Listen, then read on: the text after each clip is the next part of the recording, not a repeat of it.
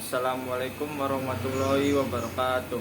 Perkenalkan, nama saya Muhammad Raihan Aditya dari Prodi Manajemen dengan NIM 289222528. Di sini saya akan mengerjakan tugas video UAS PKN dengan dosen pembimbing Ibu Ari Widyastuti MPD.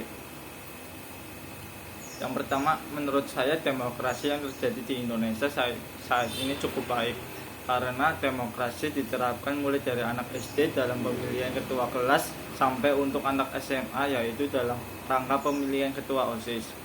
Tidak berhenti sampai di situ saja, demokrasi di Indonesia juga dilakukan dari mulai pemilihan RT sampai dengan pemilihan presiden. Kita wajib bersyukur karena kita lahir di negara demokratis. Namun karena tidak ada yang sempurna, maka demokrasi di negara kita sendiri pun belum mencapai pada kata sempurna. Oleh karena itu, kita wajib menjaga dan lebih menguatkan lagi demokrasi yang lebih baik. Yang kedua, hak dan kewajiban warga negara serta penegakan hukum merupakan komponen penting dalam sistem demokrasi di Indonesia. Berikut penjelasan terkait hal tersebut. Hak-hak warga negara. 1. Hak asasi manusia. Undang-Undang Dasar 1945 mengakui dan melindungi hak asasi manusia. Beberapa hak asasi manusia yang dijamin antara lain kebebasan beragama, kebebasan berpendapat, kebebasan berorganisasi, hak atas keadilan, dan hak atas kehidupan yang lain.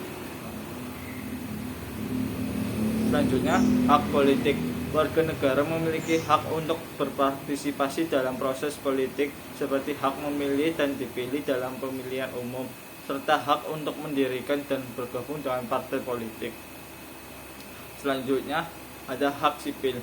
Hak sipil meliputi hak-hak yang berkaitan dengan kebebasan individu, seperti hak atas kebebasan pribadi, hak atas privasi, hak atas kebebasan berpindah, dan hak untuk tidak diperlakukan secara sewenang-wenang.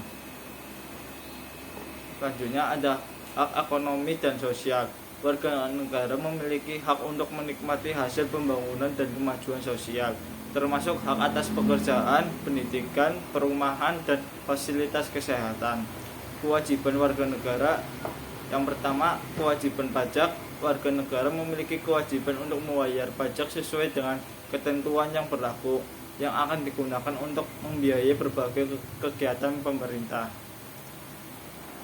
Ada kewajiban militer. Warga negara yang memenuhi syarat diharapkan untuk menjalankan wajib militer atau wajib bela negara sesuai dengan peraturan yang diterapkan. Selanjutnya, kewajiban hukum. Warga negara wajib mematuhi hukum yang berlaku di Indonesia, termasuk menghormati hak-hak asasi manusia, tidak melakukan tindakan kriminal, serta menghormati hak-hak orang lain. Selanjutnya, penegakan hukum. Penegakan hukum di Indonesia dilakukan oleh lembaga penegak hukum seperti kepolisian, kejaksaan, dan peradilan. Lembaga-lembaga ini bertugas menegakkan hukum, memberantas kejahatan, serta melindungi hak dan kepentingan masyarakat. Beberapa upaya penegakan hukum dilakukan meliputi penyelidikan, penangkapan, penuntutan, dan pengadilan terhadap pelanggaran hukum. Di samping itu, Indonesia juga memiliki Komisi Pemberantasan Korupsi atau KPK yang bertugas khusus dalam memberantas korupsi di negara ini. Selain lembaga penegakan hukum, masyarakat juga memiliki peran penting dalam penegakan hukum. Masyarakat dapat melaporkan tindakan kriminal, memberikan kesaksian dalam proses hukum, dan berpartisipasi dalam kegiatan pencegahan kejahatan. Pemerintah Indonesia terus berupaya untuk meningkatkan sistem penegakan hukum, termasuk melalui reformasi kelembagaan, peningkatan kapasitas lembaga penegakan hukum, dan peningkatan kesadaran akan pentingnya penegakan hukum yang adil dan berkeadilan. Sekian dari saya. Wassalamualaikum warahmatullahi wabarakatuh.